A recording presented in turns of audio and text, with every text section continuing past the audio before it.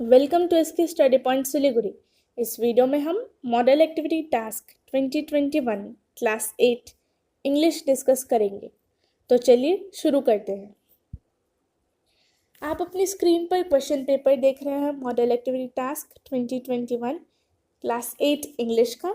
तो चलिए अब हम शुरू करते हैं।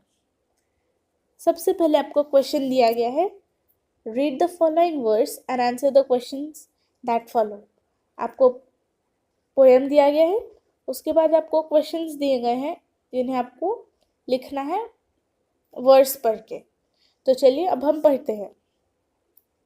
The sea is a hungry dog, giant and grey, he rolls on the beach all day with his clashing teeth and shaggy jaws. Hour after hour he gnaws the rumbling, tumbling stones and bones, bones, bones. The giant sea dog mourns, licking his greasy paws.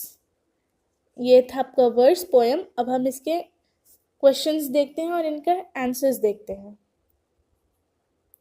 देखिए, आपको questions दो part A और B में दिए गए हैं। सबसे पहले वाला देखते हैं, है कंप्लीट द फॉलोइंग सेंटेंसेस।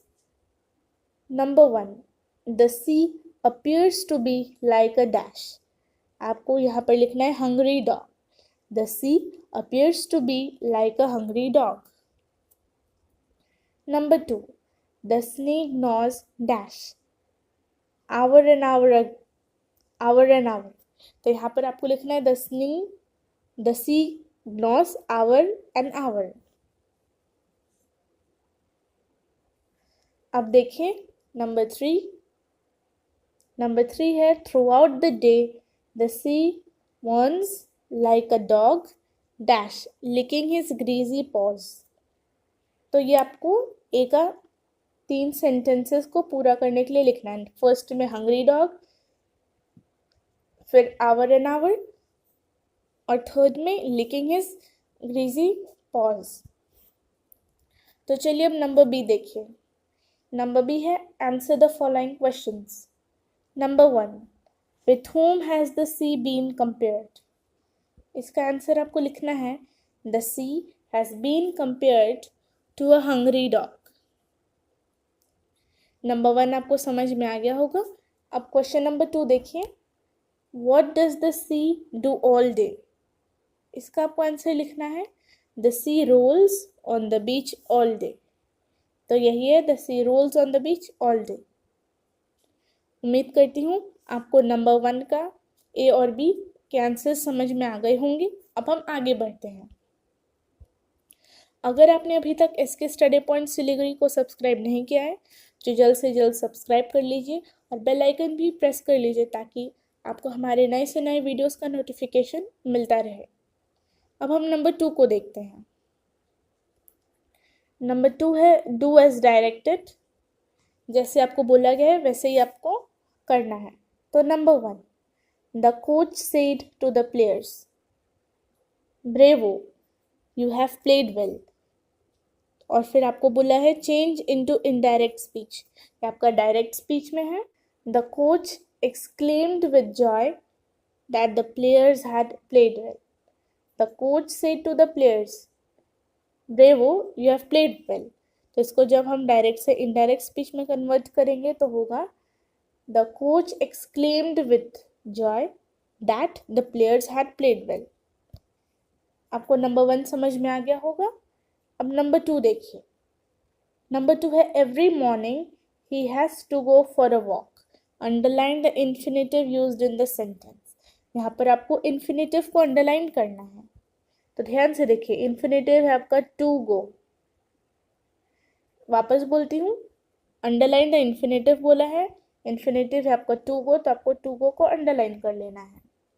अब नंबर 3 देखिए। Nowadays, supply of food grains is abundant। Replace the underlined verb with its antonym। Antonym मतलब ऑपोजिट होता है वर्ड का। यहाँ पर अंडरलाइन वर्ड है abundant, तो इसका आपको ऑपोजिट लिखना है। abundant का ऑपोजिट आपको यहाँ पर लिखना है। ध्यान से देखिए, abundant है तो abundant का ऑपोजिट आपका scarce होगा। स्कार्स। नाउअडेज, तो अब इसका आंसर लिखेंगे nowadays supply of food grains is scarce. आपको ये समझ में आ गया होगा। यहाँ पर ये ध्यान दीजिए, एंटोनिम उस वर्ड का ऑपोजिट होता है या उल्टा होता है, तो उसी तरह से अबंडेंट का उल्टा हो जाएगा स्कार्स। तो इसीलिए यहाँ पर nowadays supply of food grains is scarce लिखेंगे हम लोग। अब आगे देखिए, number 4, this is the place where Rabindranath was born, underline the main clause and the subordinate clause. इस क्वेश्चन में आपको मेन क्लॉज और सबऑर्डिनेट क्लॉज को मार्क करने के लिए बोला गया है। देखिए, बोला है मेन क्लॉज को अंडरलाइन कीजिए और सबऑर्डिनेट क्लॉज को सर्कल करना है। तो अब ध्यान से देखिए, यहाँ पर दिस इज द प्लेस आपका मेन क्लॉज है जिसे हमने अंडरलाइन किया है, और फिर वेयर रविंद्रनाथ वॉज बॉर्न ये आपका सबऑर्डिनेट क्लॉज है। हमने मार्क भी कर दिया है ताकि आपको समझने में दिक्कत ना हो। आप भी अंडरलाइन और सर्कल कर लीजिए। ध्यान से देखिए, number 5, the news that shocked me proved false, identify the type of clause used in the sentence. यहाँ पर कौन से टाइप का क्लॉज यूज़ किया गया सेंटेंस में, उसको आपको आइडेंटिफाई करना है। तो यहाँ पर 2 टाइप के क्लॉज यूज़ किए गए हैं, मेन क्लॉज और नाउन क्लॉज। हमने यहाँ पर लिख लिया है, द न्यूज़ प्रूव्ड फॉल्स ये आपका मेन क्लॉज है, और फिर दैट शॉक्ड मी, ध्यान से देखिए, और फिर यहाँ पर जो दैट शॉक्ड मी है वो आपका नाउन क्लॉज है। अब ध्यान से देखिए, वापस बोलती हूँ, यहाँ पर आपको आइडेंटिफाई करना है type of clause used in the sentence. The news proved false ये आपका मेन क्लॉज है, ध्यान से देख लीजिए, और फिर दैट शॉक्ड मी ये आपका नाउन क्लॉज है। इसे हमने वापस लिख लिया है, तो आप भी इसी तरीके से लिख लीजिए। आप इस वीडियो को लाइक करना बिल्कुल मत भूलिएगा, लाइक करते रहिएगा, इससे हमें और मोटिवेशन मिलता है। अब देखिए, हम क्वेश्चन नंबर 3 को देखते हैं। क्वेश्चन नंबर 3 है, right a paragraph in about 80 words on the usefulness of regular exercise, you may use the following points. यहाँ पर आपको एक पैराग्राफ लिखना है 80 वर्ड्स में, अबाउट 80 वर्ड्स होना चाहिए पैराग्राफ, और आपका टॉपिक दिया गया है यूजफुलनेस ऑफ रेगुलर एक्सरसाइज, ये आपका टॉपिक है। आपको क्वेश्चन में आपका टॉपिक पता चल जाएगा। अब देखिए, यहाँ पर पॉइंट्स भी दिए गए हैं जिन्हें रिमेंबर रखना है। पॉइंट्स है importance of physical exercise, various types of exercise, when it is done, health is wealth, और फिर कंक्लूजन। ये सब पॉइंट्स को आपको ऐड करना है अपने पैराग्राफ में। तो चलिए शुरू करते हैं। सबसे पहले the usefulness of regular exercise जो आपका टॉपिक है वो आप लिख लीजिए, उसके बाद हम आगे देखते हैं। Physical exercise is very important in our daily life. Exercises help us to make us fit and fine. There are various types of exercises.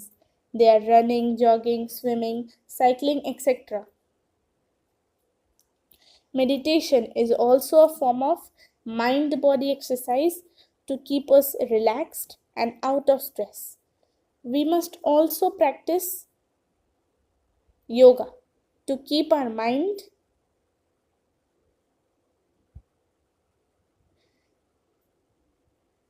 अब हम आगे देखते हैं।